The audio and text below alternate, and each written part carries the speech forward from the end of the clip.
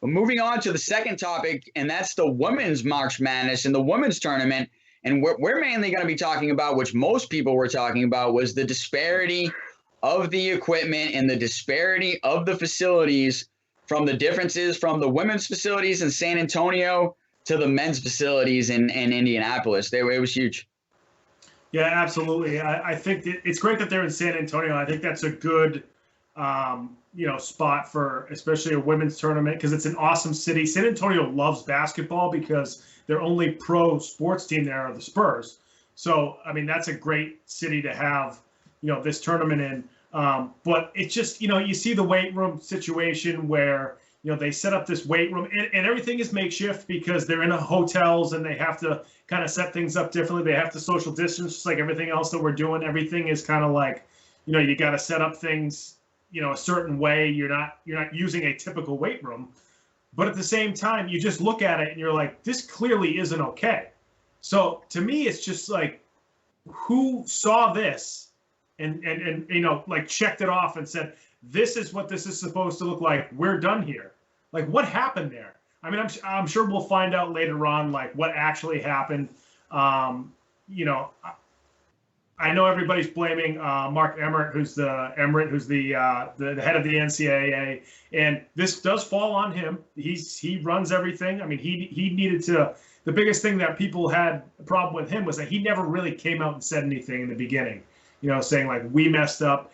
That's the point of the person in charge. Like, we know that you're not the one who set up the weights in the weight room, but you're the one that's supposed to stand in front of a podium or have a press conference and say, we messed up. This is on us. And we didn't hear from him. I know Jay Billis was killing him on ESPN. So I know Lynn Holzman, I believe her name is. She's the VP of the women's basketball tournament, and she was the one who took a lot of questions and was saying that this has sparked more conversations and it's helped us peel back the curtain, which unfortunately situations like this are how conversations get started. If everything was hunky-dory and everything was equal, we probably wouldn't be talking about gender equality in women's college sports, in contrast to men's college sports. So in the long run, this might be a good thing. It's another reminder that sometimes the women's college sports just aren't treated fairly. And but it's unfortunate that these women have to face this when they're already facing a pandemic in a March Madness tournament. Yeah, I mean, to use a popular saying, I think the NCAA dropped the ball here. Yeah. Dropped the ball big time. Like you said, how can you go in there and sign off and be like, yeah, this one rack of weights is all right. We're done here. This looks good. That makes no sense. I mean, we're talking about Division I athletes. When they go to their facilities at their universities, they're some of the best in the world. So to stick a little rack out in front of them is disrespectful.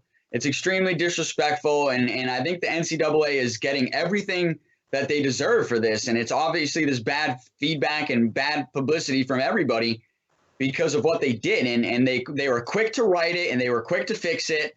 The women's facilities have been improved overnight, but that was because there was so much outrage from everybody in the public, which was rightly due.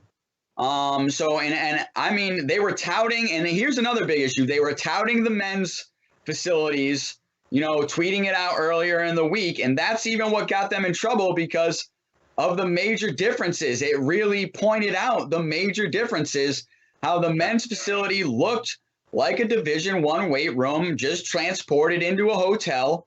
And the women's facility was a joke. It wasn't even a facility. There was a practice court, and then there was a few dumbbells. And that's just, it was, like I said, it was really, really bad. I'm glad that they've now fixed the situation. And I know a lot of people are going to talk about, the disparities are because of the big difference in the money brought in between men's and women's sports.